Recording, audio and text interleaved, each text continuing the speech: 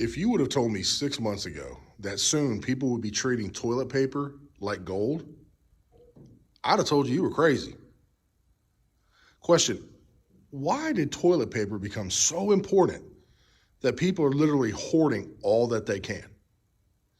Why am I seeing memes all over social media about toilet paper?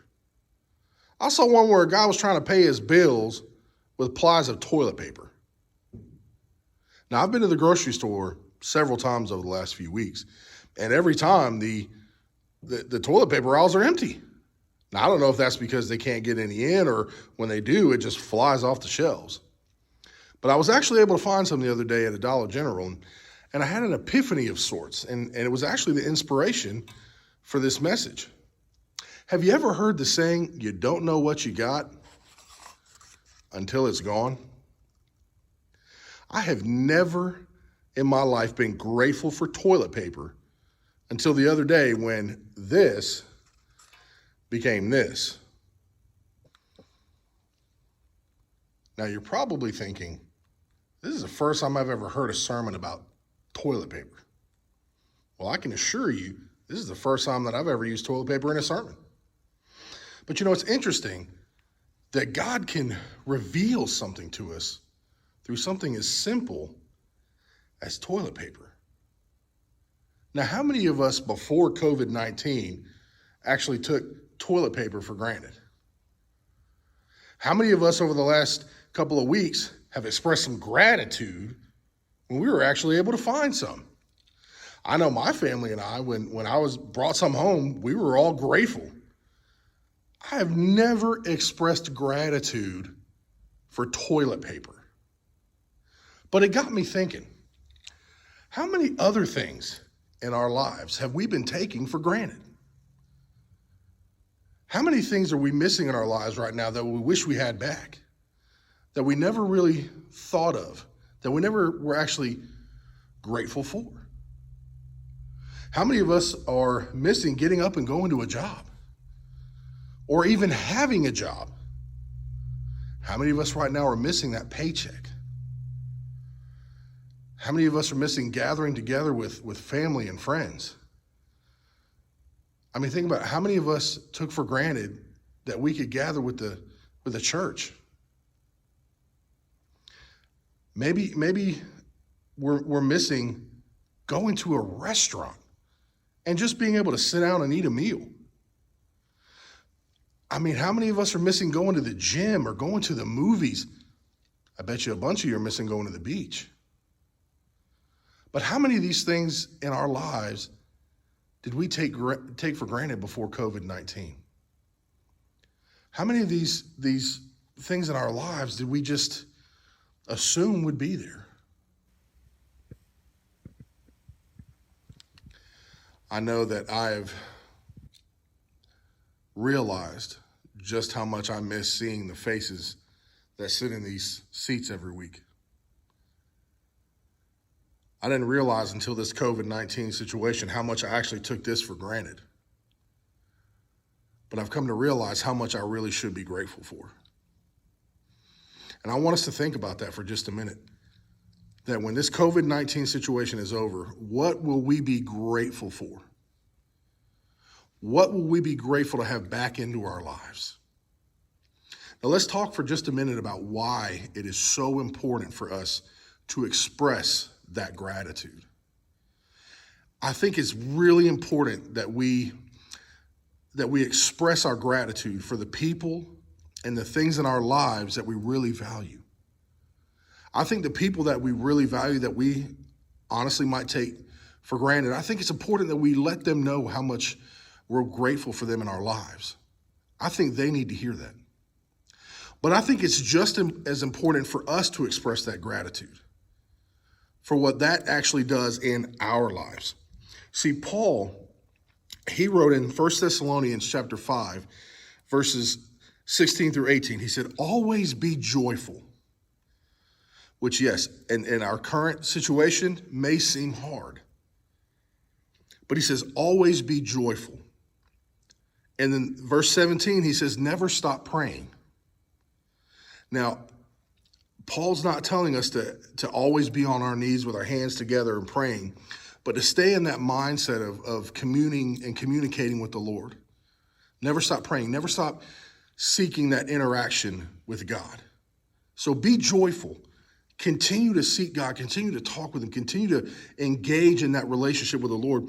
And then he says this, be thankful in all circumstances. Be thankful in all circumstances. For this is God's will for you who belong to Christ Jesus. Be thankful, be grateful, and express that gratitude as often as we can. And expressing that gratitude, I know it helps us as well. Because see, when you regularly express gratitude, it leads our minds and our hearts to contentment. It leads our hearts and our minds to be content. Paul would say to the Philippian church, he says in chapter 4, verse 11 through 13, he says, not that I was ever in need, for I have learned how to be content with whatever I have. How nice would that be right now for us to learn to be content with what we have right now? He goes on to say, I know how to live on almost nothing or everything. I have learned the secret of living in every situation, whether it is with a full stomach or empty, with plenty or little. For I can do everything through Christ who gives me strength. Now, how many times do we try to take that one verse in isolation? I know I have. I know that was the verse that I quoted all throughout my football and weightlifting years. Before every weightlifting meet, that was my prayer. That was my verse. I can do all things through Christ who gives me strength. But did Paul mean for us to take that verse in isolation? Or what if it was supposed to be one chunk of a thought? That in that grouping of his words that we find that Christ gives us the strength to be content in any and every situation. What if we could be content right now in our current situation? I know it might sound difficult. I know it might sound almost impossible. But gratitude, expressing our gratitude, being grateful, being thankful in all circumstances leads us to contentment. So no matter what our situation, we can be content. Now I'm going to get personal with you here for just a second. I want to talk about you. Do you find yourself right now, do you find contentment in your life? Are you satisfied? Do you have satisfaction? Are you content in where you are and in what you have? When you look at the important areas of your life, when you look at the important things of your life, are you satisfied and content? Or do you find dissatisfaction? Do you find yourself longing for something more or new or different? Do you find yourself scrolling through social media and longing for what other people post about? Do you wish you had something new? Are you satisfied with your relationships? Are you content in the relationships that you have now? Or do you find yourself going back to old relationships and looking at those pictures and wishing you had that, or scrolling and seeing new faces and wishing maybe you had that? Do you see what other people have and wish you had that?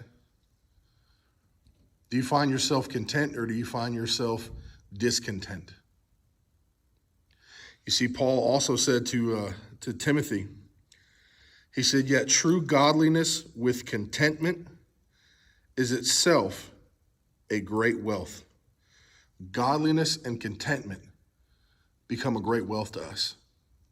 You see, because if you answered that and you find yourself more dissatisfied and you find yourself longing for more, longing for new, longing for something different, and then you tell yourself that if I could just get that, if I could just get this new relationship or this new job or this new thing, then I'd be happy. If I could just get a little bit more, I would be happy. I would be content. But you see, that's the lie of more, that more is ever going to be enough. When we're constantly searching for more, for new, for something different, it never is going to be enough. And that's what Paul's saying, that godliness with contentment is itself a great wealth. Having a healthy relationship with God and just learning to be content in all situations makes us wealthy. It means we don't have to spend our time. You don't have to spend your time chasing more, chasing something new.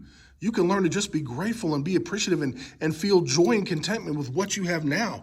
He would say to Timothy, he says, after all, this is 1 Timothy chapter 6, verse 7 through 10. He says, after all, we brought nothing with us when we came into this world, and we can't take anything with us when we leave it.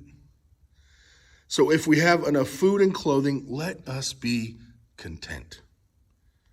But listen to this. Think about that. Think about if you're find yourself longing for more, wishing for more, wishing you had something else, something different, longing for what others have. Listen to what he says next. But people who long to be rich. Now, don't discount this because he uses the word rich.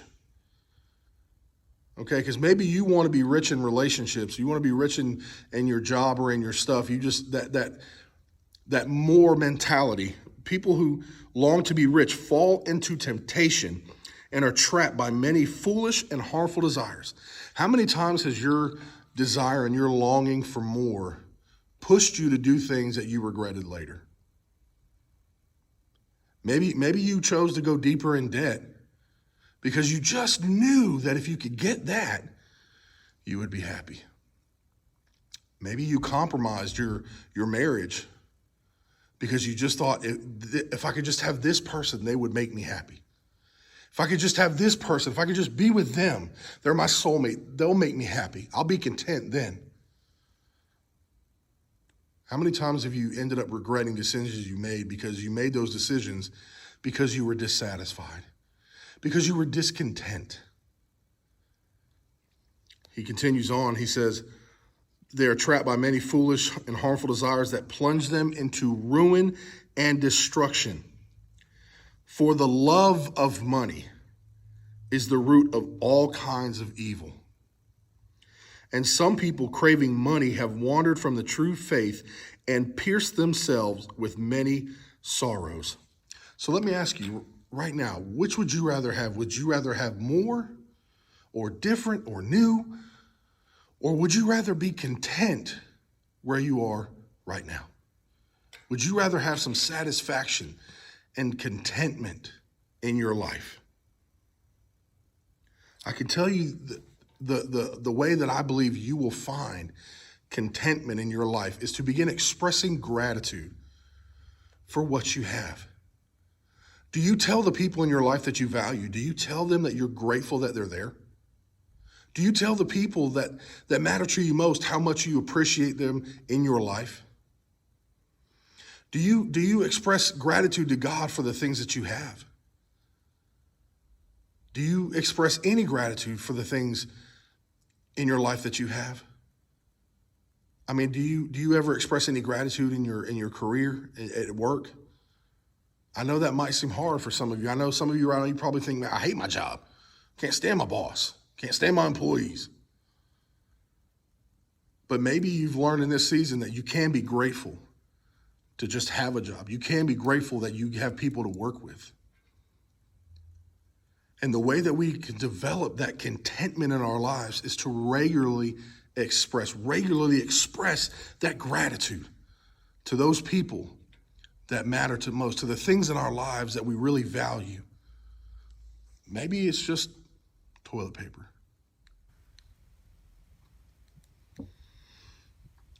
You know, with so much in our lives that seems to be scarce right now, I think this is a great opportunity for us to take stock of our lives and to find things to be grateful for.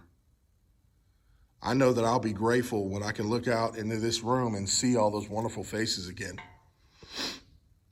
I know that I'll be grateful when life kind of goes back to normal.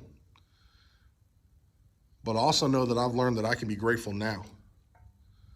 that we can be grateful for with what we have now, and that in that gratitude we can truly find contentment. We can be satisfied. And maybe in that satisfaction we don't long for more so much. Maybe we'll find that we have enough, that the people around us are enough, that we don't have to long for anything different or anything new or anything more. And I know that it's crazy to think that this message came from a roll of toilet paper. You can find contentment with everything that God provides for you, and that can be enough. God bless you.